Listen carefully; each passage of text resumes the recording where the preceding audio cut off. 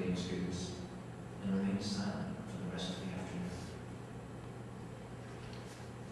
And I think that story demonstrates that there are some things in life, no matter how well trained we are, whatever our credentials on paper, we just can't do about it. We just can't do it ourselves. And even the person who actually did it, I'm not sure if she did it by herself either. One final suggestion about learning in community is not to learn within one's own cultural group. So I highly, highly encourage you to also study with those people who are not in your regular group of friends. And I'll show this by another example. I really benefited greatly from my education at Northwestern because of one program, the creative writing program, and those of us who are in it can attest to it. It was 10 people in the same room, literally.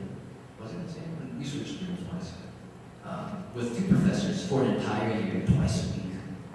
And we had got to know each other's works so well that by the end of like the second quarter, you could show me like Aaron's poem or Mike's poem, and even if their names weren't on it, you could read it and be like, oh, that sounds like a metaphor Mike would use, or that sounds like an illustration, or that voice, that perspective sounds like Christine.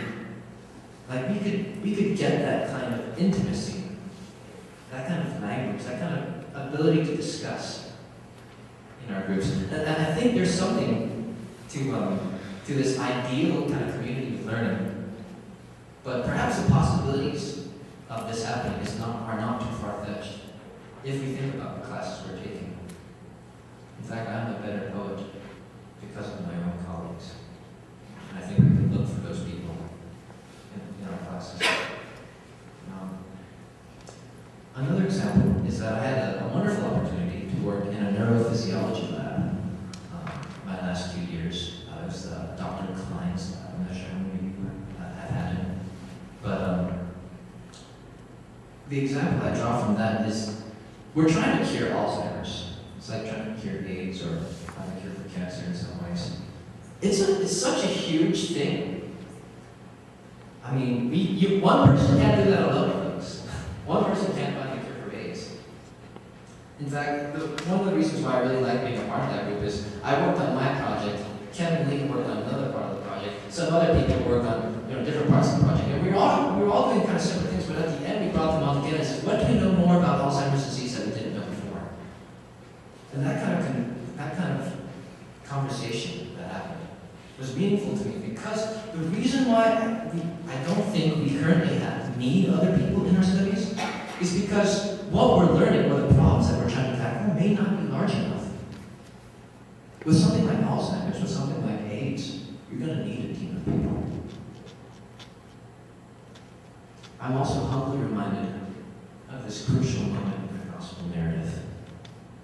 Even Jesus himself couldn't carry the cross all by himself. He needed Simon of Cyrene to help him. Which brings us to our third movement, learning to die. And so let me just bring us back. We start with learning to live, learning in community, and now we're learning to die. It's kind of a gospel-centered. We start with life and death, and today's Good Friday. And I'm trying to teach us, I'm trying to see how dying to ourselves, how death factors into our study. So, the question I think that we ought to ask ourselves in studying is, what is the reason why we study? To what end are we studying? Yaroslav Pelikan, was a crazy name, comments on John Henry Cardinal's famous treatise from the 40s called The Idea of University. And he distinguishes between knowledge, information, and wisdom, and puts it like this. Information tells us the what. Knowledge tells us the how. All that leaves us is the why, which Newman correlates to the wisdom of the Hebrew Bible and Greek figures.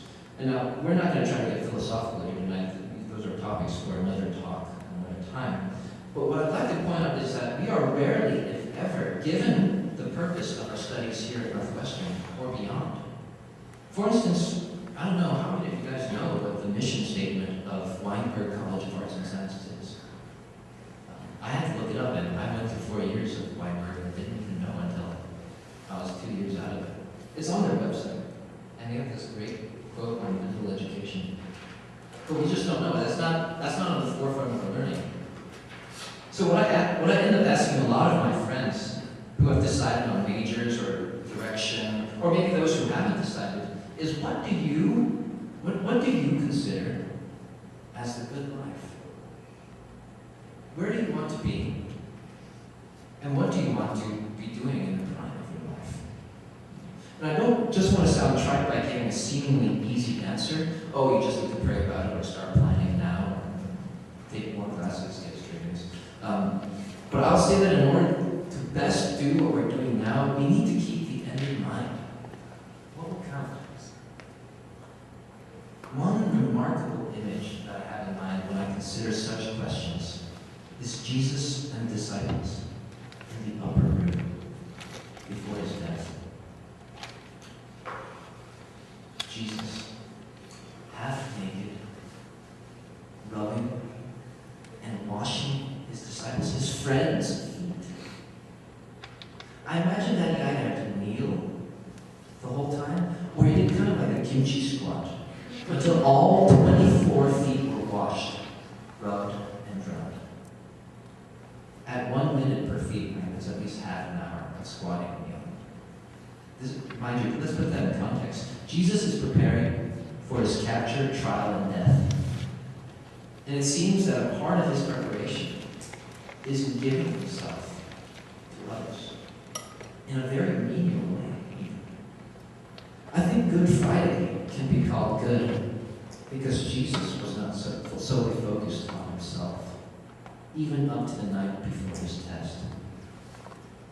I wonder how we can learn to give of ourselves in preparation of our exams, tests, and trials that are to come. And perhaps these two following suggestions will give some of you the space and time needed to carefully formulate an answer to these questions. And the first suggestion may seem kind of strange to you, but it's actually going to be on the idea of tithing. Tithing? Let me explain. If we're going to be Christian students, we need to study about God.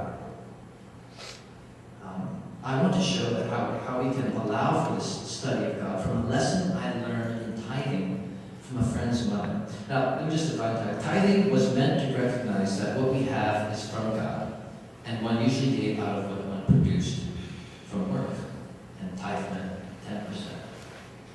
It was a symbolic representation that all I have is from God, and I'm giving literally back to him. And so I have a friend named Esther, whose mom passed away 3 years ago while I was a sophomore in college. And I went to her funeral, and a woman spoke of Eston's mother in a powerful way. It was a story about tithing. Eston's mother, who wasn't working because she was at home taking care of 4 kids and being a good Korean mom.